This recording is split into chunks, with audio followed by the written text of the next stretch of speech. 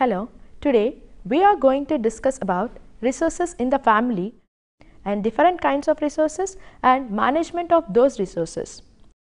Coming to introduction of resources. We need good food to eat, comfortable clothing to wear and sufficient space to live in. These are the basic resources one needs to achieve their goals. We need many resources which may or may not be utilized to the fullest extent.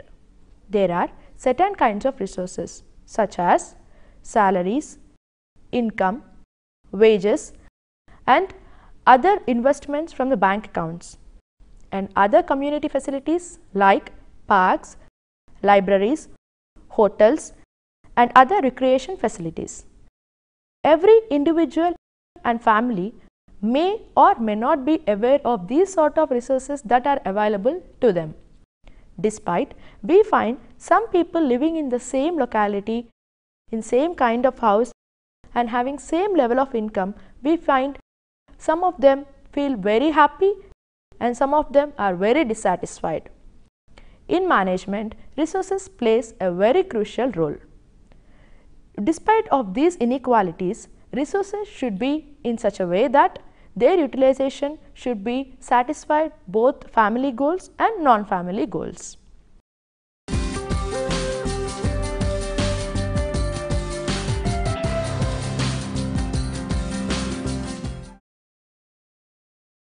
The first type of classification is in two main groups based on their point of origin. They are human resources and non-human resources. Coming to the human resources. Human resources are less tangible and are easily determined. Human resources are very much essential for the achievement of goals.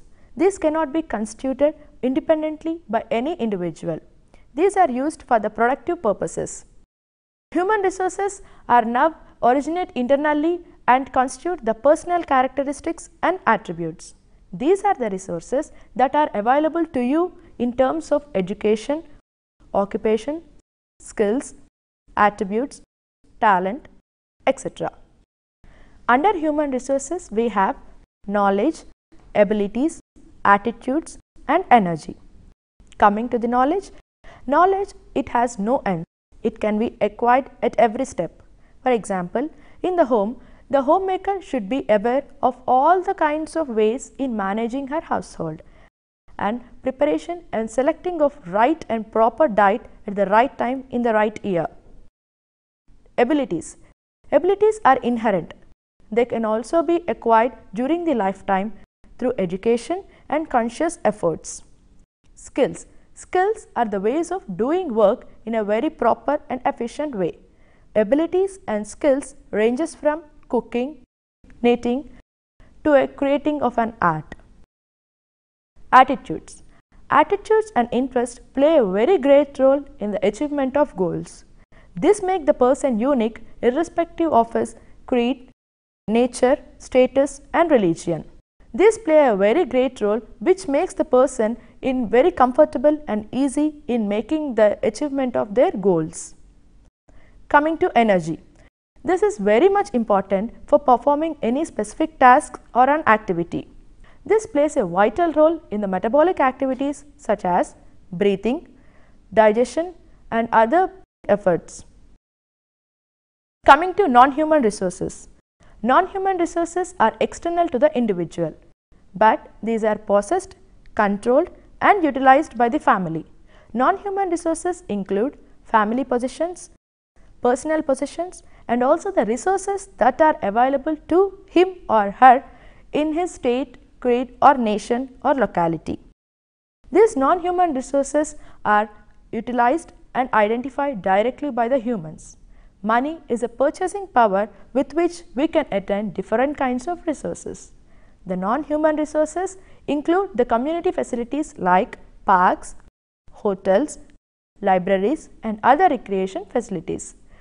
The most important thing in this is, first we need to identify and recognize all the resources that are available to us and then classify them under human resources and non-human resources, so that we will be in a way to decide what are the additional resources that we need to add and what are not available. These non-human resources are very much essential for the achievement of goals and they are very limited in their availability. The success of the management process depends upon the allocation, recognition and usage of resources. Now, let us look into the examples of human resources and non-human resources. Under human resources, we have time. This is an hour or a lifetime to be used in the activities of the individual. Energy. This is needed for walking upstairs. Interest in gardening, folk music or food preparation. These are all the hobbies which we have interested in them. Intelligence. Seeing cause-effect relationship. Ability or skills. Ability to plan, skill in clothing, construction, ability to conduct a meeting. Knowledge. That is information that is needed. In selecting a car, understanding principles of management. Attitudes. Willingness to accept change, that is optimism. Creativity. Conning fruit, vegetables and a figurine for a centerpieces. Awareness. Watching for new products on market, sensitivity to problems. Now, coming to the non-human resources and their examples. Material goods. Food, an owned home, equipment, car, clothing, paper clips, consumer goods, property, furnishings. Money, savings, wages, income from investments and shares. Space, large rooms which make possible entertainment of large groups of people, storage space and house. Power, electricity, fuels, community facilities, libraries, parks, playground, temple or church or mosque. These are the examples of both human resources and non-human resources. The second method of classification of resources is based on the utility, that is usage of resources. Under this, we have three kinds: human resources, economic resources and environment resources. Under human resources, we have cognitive, psychomotor, temporal and affective. Coming to cognitive, this is the first part in the human resources. It is a component of thinking using knowledge, which is used for setting and defining goals, making plans, etc. Example, intelligence quotient. Psychomotor. This assesses the physical cost of work in terms of effects of all the systems of the body that function during the work. Example, skills. Temporal. This is one of the resource that is utilized by the family in achieving their goals. Example, time. Coming to the last part of the human resources, we have affective. This is the role that is played by interest and attitudes which make the person feel more comfortable and easy in achieving his or her own goals. Coming to the economic resources. Under this, we have money income. This is the monetary benefit that is gained or derived from capital or labor. Example, salary. And next, fringe benefits. These resources are advantageous in services and commodities, and these are derived from the consequence of employment where the income is excluded. Example, paid vacations. Coming to the elastic income or credit income, this is where the current purchasing power is expanded through deferred payments. Example, loans. And coming to the last category of these resources is environmental resources. Under this, we have physical resources and social resources.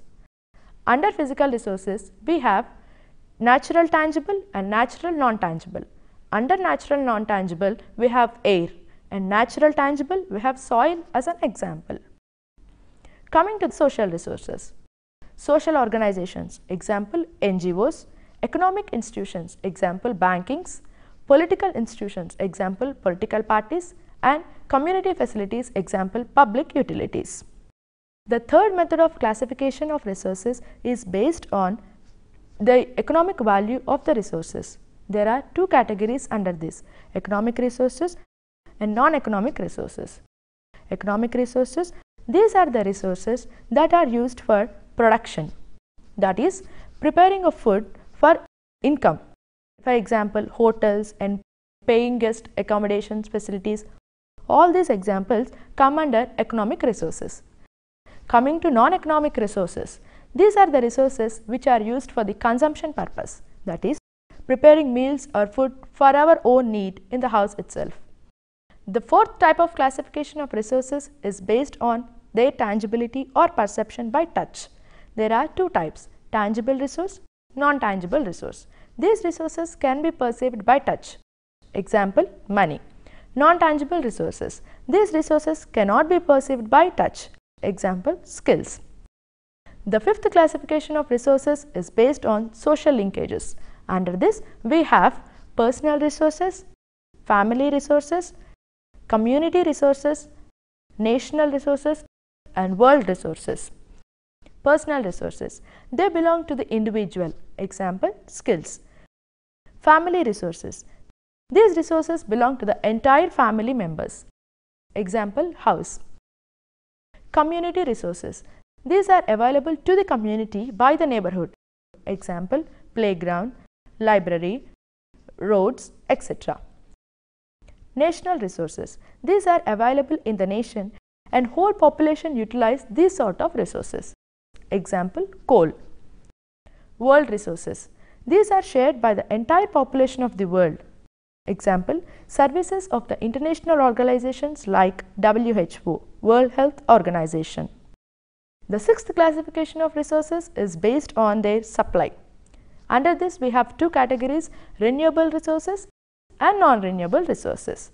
Coming to renewable resources, these are the resources which can be replaced endlessly. That is, these have endless supply.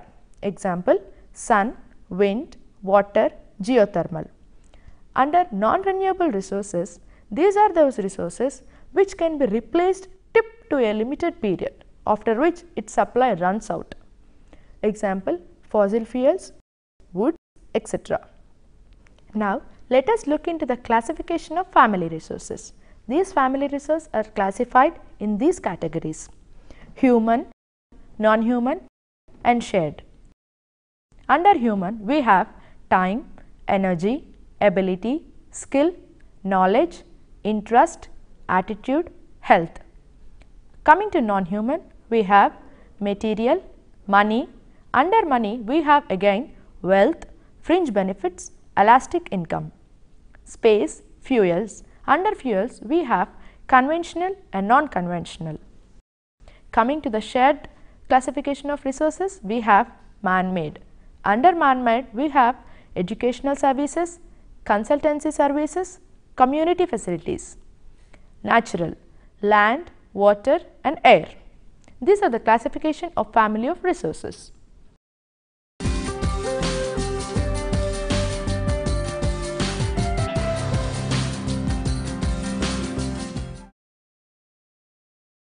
Now, let us go into the factors that affect the use of resources.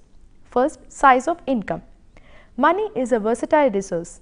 This is the resource which have many alternatives of uses. This is transformed for human resources such as material goods and non-human resources such as skills, intelligence, knowledge, etc. Size of income directly varies with the satisfaction and happiness levels of the individual of the family. Where size of the income increases, then the satisfaction level of the individuals of the family also increases. With increase in the size of the income, the possibility of achievement of goals of the family also increases. Next, socio-economic status. The social status is nothing but the perceived relationship of a person to the social group. In the modern urban areas, it is a thing that is to be achieved but not ascribed through the birth. It accounts for differences in values, beliefs, traditions, decision-making plans, and expenditure patterns. There is a social stratification in the society as all the people are not going to enjoy same level of lifestyle. Coming to the third point, we have occupation. Traditionally, the lifestyle include time schedule, entertainment schedule of the family, which is being influenced or depends upon the occupation of husband or family head occupation. So, the time schedule and entertainment schedule of businessmen and doctors completely differs from the middle-aged income group people. Gainful employment of the homemaker. Women in the paid labor force affect resource allocation of all family members. Adding to a family income is considered as a major reason for the married woman to take up the gainful employment. The expenditure pattern also changes with the gainful employment of the woman. Coming to the next point, that is size and composition of the family. The family size, age and sex make up the whole composition of the family. A large family which attempts to maintain the same level of consumption of a small sized family requires definitely more services and commodities. So, it is very essential to take into consideration the size and composition of the family, where food, clothing, healthcare expenditures, entertainment expenditures directly with the size of the family, and some household expenditures, home furnishing, are less varied with the size of the family. Next, motivation and attitude. Motivation is an internal attitude. This directs or limits the quality, quantity and mixture of the resources that a person is willing to use in his goal attainment. For example, when two children of the same family is having different motivation levels and different positive attitudes, a child who is having greater motivation levels and higher positive attitudes will do a better job than the other. Next, coming to education. Formal education has also great influence on the income that is going to earn. Person with increased education have more likelihood of earning than that of the others. Women in the more of formal education tend to take up gainful employment and so have less number of children, thereby affecting the size of the family. Educated people have more geographic mobility, socio-economic stability and also income stability. Now, coming to the family heritage and cultural background. This is an influential factor in transmitting the values. In our Indian society, we have joint families where parents, grandparents, children live together, where those beliefs, traditions and attitudes transfer from older generation to the younger generation. The cultural background of the family also affect the usage of resources, such as which include spending habits, their hobbies, festivals, superstitions, etc. Location of the family. Location of the family within any community, respect of with their husband's occupation and children's schooling, all these. For suppose we have a family which is located near the city, so they will have all the resources that are available. Example, banks, parks, hospitals, libraries, theatres, etc. So, definitely this will affect the resources such as time, energy and wealth. Coming to health. Health of the family members is very important in home management. It is a state of complete physical and mental and social well-being. Illness can make increased demand on managerial activities and resources such as money, time and energy. All such major resources are diverted when a family member's health is affected. A family which enjoys good health has an increased availability of resources to utilize or to meet more of their needs.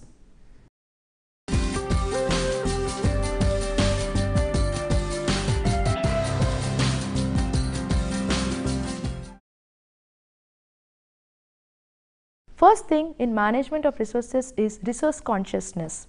It means being aware and alert about the resources that are available. Sometimes we are not conscious about the resources that are available, like human resources such as intelligence, knowledge, talent and skills of our own family members. So, consciousness regarding the resources also helps us in conservation of those resources. They direct our activities consciously or unconsciously towards the conservation of the resources. Next, avoiding the wastage of resources. Resources are very much essential for the achievement of our goals. So, resources should never be wasted.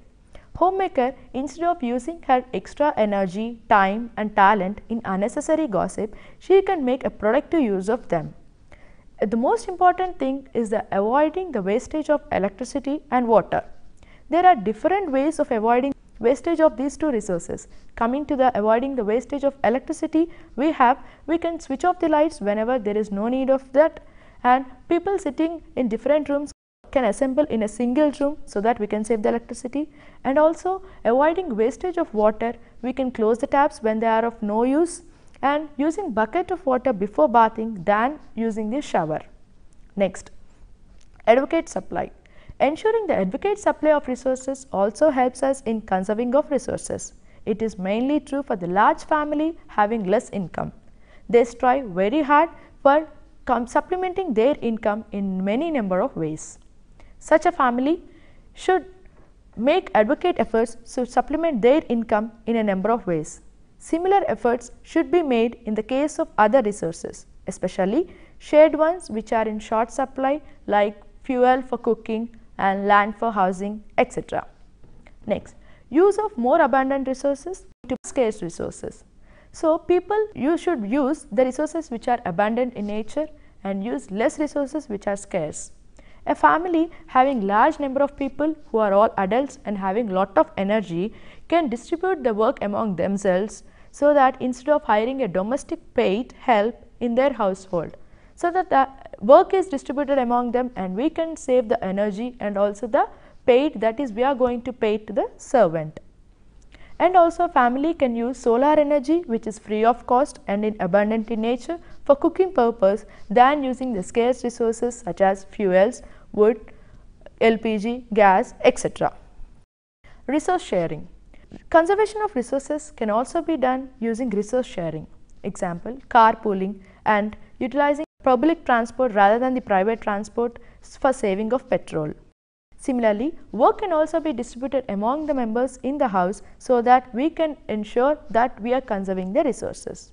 Next, economical use of resources. Every family should use, whether it is money or material resources, they have to use the resources in a very economical way.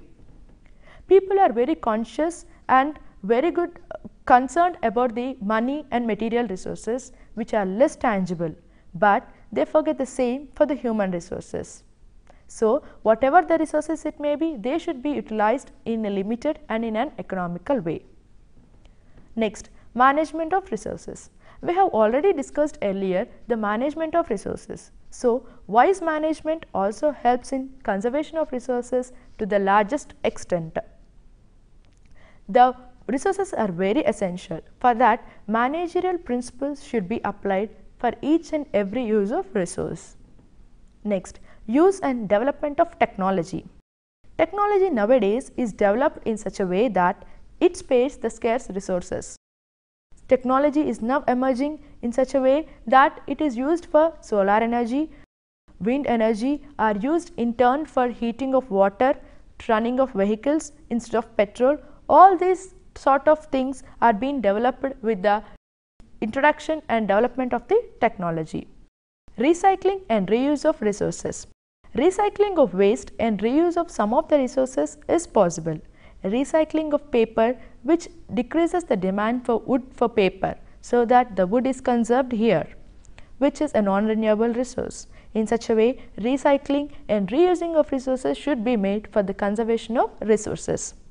Many of the household waste like water garbage can easily be recycled and reused for purposes like watering plants, gardening, etc.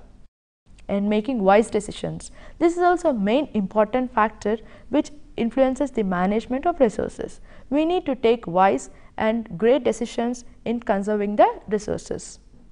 Till now, we have undergone through different kinds of resources, the factors that influence the resources and management of those resources.